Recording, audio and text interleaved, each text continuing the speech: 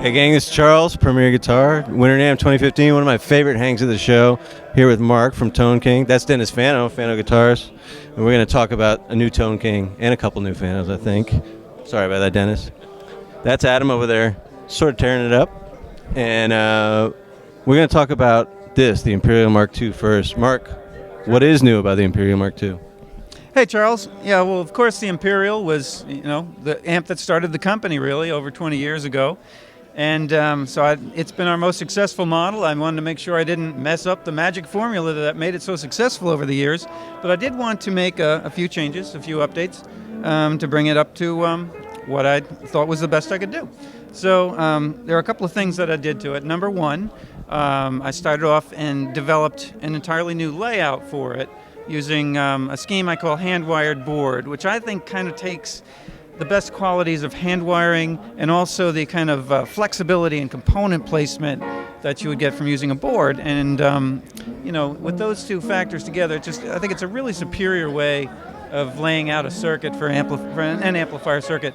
And, you can hear what it's done for the model, really. It does affect the way it sounds. And, in particular, I think it gives you a really lively sound. I think it gives you a little more chime in the top end and a little less of the glassiness, which to me is kind of the way I like notes to come out of an amp. And, so it's not just a vanity thing. It does actually affect the way it sounds. And if you compare this Imperial Mark II to the 20th Imperial, to the standard one, all constructed differently, you can see that they do actually sound different.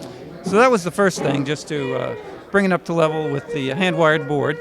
Second, I included the Ironman Attenuator, but it's a version I'm calling the Ironman 2 that includes, and of course it has the reactive load, the tuned reactive load that we had in the original built-in Ironman, but it goes further to include compensation for circuitry for the way your ear perceives sound at lower volumes, so that it still sounds present and nice and full, even down very low.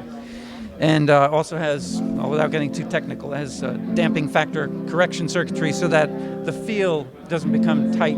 It still has that nice spongy feel even at very low volume. And third, I just wanted to add a couple of neat features that I thought would make it even more usable. And the first one I'll talk about is the Attenuator Bypass feature. It's hard if you have an attenuator and, you can't really independently control the level on the two channels.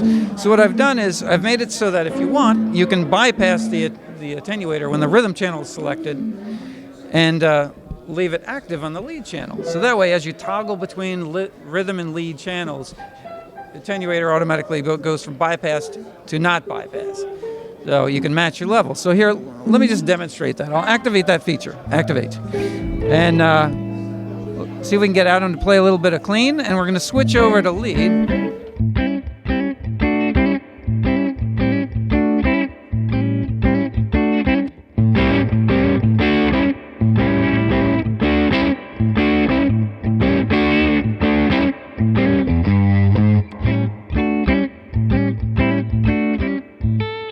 And there you go.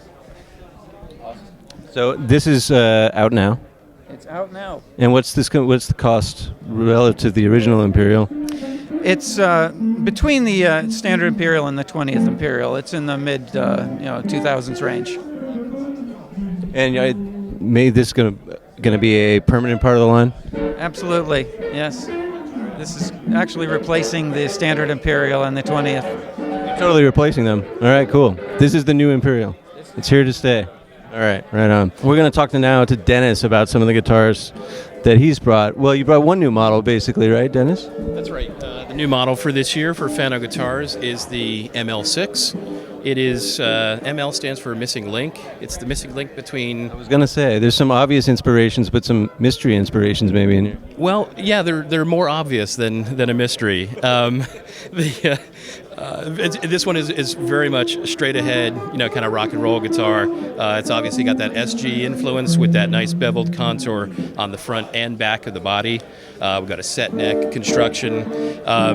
So the missing link is this is what bridges the gap between an SG and when you take a Telecaster and scoop out another cutaway on the bass side. So I've taken our TC6 shape and just mirrored it. And and that is the result. Our scale length on this is 24 3/4, and we're offering them in the whole range of tone woods and finishes, pickup options, bridges, tailpieces, vibratos. There's really nothing we can't do with these. Set neck, as I said, is standard with this. So we're doing them in swamp ash with a maple neck, maple fingerboard, rosewood board. We have some other examples here today in all Carina with a rosewood board, a couple of humbuckers, the Freyland P90s, the Lawler Imperials. It's kind of just the best of everything that we're already doing. So there's a lot of missing links being connected here. Yes, yeah, you could say that. There's some mystery, you see. All right, well, let's hear some. We already heard this guy, this mahogany dude. Should we hear a little bit of the P90 model as well? Yeah, let's do that.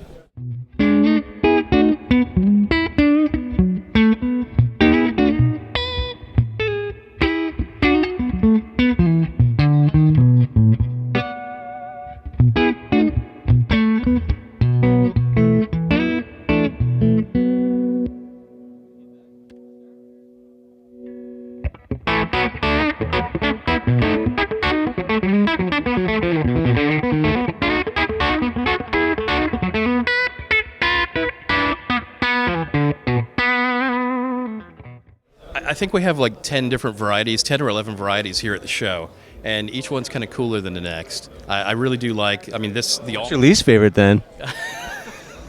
That's not a fair question. Obviously the all mahogany version, a couple humbuckers. This is classic, but something like the swamp ash with the maple neck is also really great. It's something that you don't typically see with that style guitar. So, And the one great thing about Dennis Fano is he will get weird. He will build it weird for you if you want it that way. Cut. Both can be found by way of the Premier Builders Guild, correct? That is correct. And that website is? PremierBuildersGuild.com. All right, guys. Thanks a lot, Dennis. Thanks so much, Charles. Thanks, Mark. Thanks, Charles. Thanks, Adam. Thanks, Charles. Signing off from Winter NAMM 2015 for Premier Guitar.